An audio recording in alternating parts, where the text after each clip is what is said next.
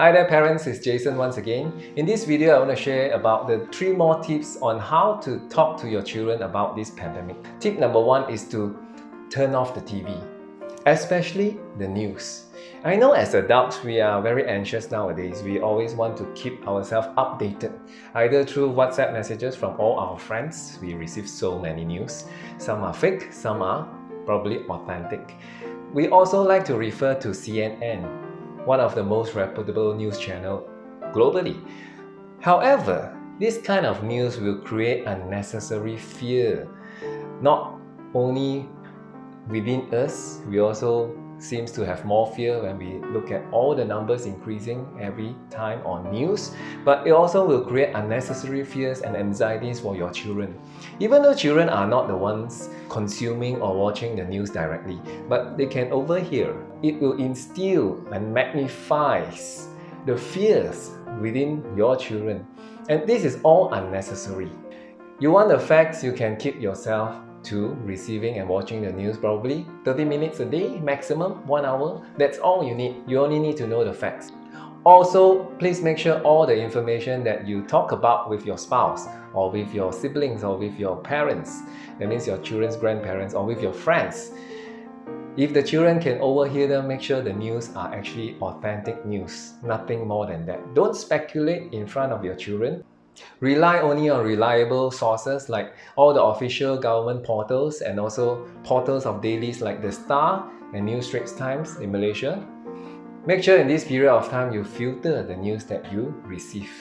Don't let unnecessary negative influence affect your mindset as a parent. The second tip is to empower your child. When we feel down, when we feel depressed, when we feel worried, we feel almost helpless. We feel that we can't do anything about it.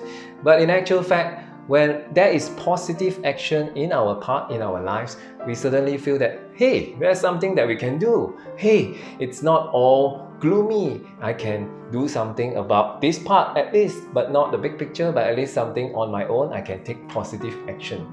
Positive action has been proven by science to help depressed people come out of depression. So empowering your child allows them to feel that they are in control, that they can do something about the pandemic, not only staying helpless at home and being confused and lost. Some examples that I can give you about empowering children. Number 1, you can ask them to help you disinfect and wipe the surfaces that is constantly touched by family members, doorknobs, handles, railings of staircase, for example, even though they won't do a perfect job for you, but this is empowering your child to feel that they are useful.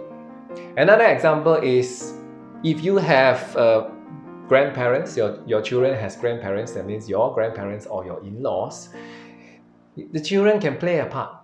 They can always give a call. Video call will be quite ideal now. Call grandparents every alternate day to say hi, to say that they are loved, to say that they should stay healthy, stay at home. Children would love to do this thing, to play the role of somebody who can help another person, somebody who can be a support role for an elder being. Third example that I can think of is that if you pray as a family unit every single night, you can involve your children to play a part in saying grace or in contributing to part of the prayers in praying for everybody's health and safety and well-being. Lastly, they might fear that you will die because of the virus. Be mindful that children cannot really analyze all the facts. When they hear so many people falling sick and some are dying, they will also imagine that you will die. Don't expect them to come and tell you, Mommy, I'm very worried. Suddenly, I'm very worried about you dying. I dreamt of you dying yesterday. Can you tell me that you won't die? Children won't be able to tell that to you. Children will act their insecurities out indirectly. Maybe they will isolate themselves. They will just go to a corner, sit there, do nothing. They don't even want to eat, don't even want to play or watch TV. Or they might just cry out of a sudden, which is unexplainable. When you see that happening, calm down, be mindful, be aware that it's probably the anxiety and insecurity and the fears that is building up inside your child, worrying that you might die. The best way, in my opinion, is to calmly sit them down, pat them on the back, give them a hug, talk to them about their feelings. For example, you can say things like, well, it seems like you are having a hard time. You seems like very worried about something. What are you worried about? If they are not speaking because they are still very scared, you can actually add on. Are you worried about mommy getting sick, daddy getting sick, Coco getting sick? They will start to express, tell you a little bit and a bit more. Don't give them advice at this point of time, just listen. As you listen, you give them the space, you give them the time. You make it safe for them to tell you about what they are thinking about, what they are worried about. And this is extremely helpful for young children, especially because they can't really explain explicitly about what they are worried about, but just being able to express their worries to somebody that they trust, somebody that they love, it's already an exceptional help for children.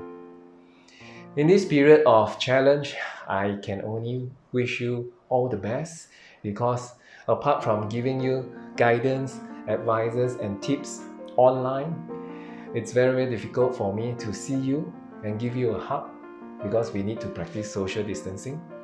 I would like to wish all of you a great hope and ability to stay positive, stay strong and stay healthy. You can.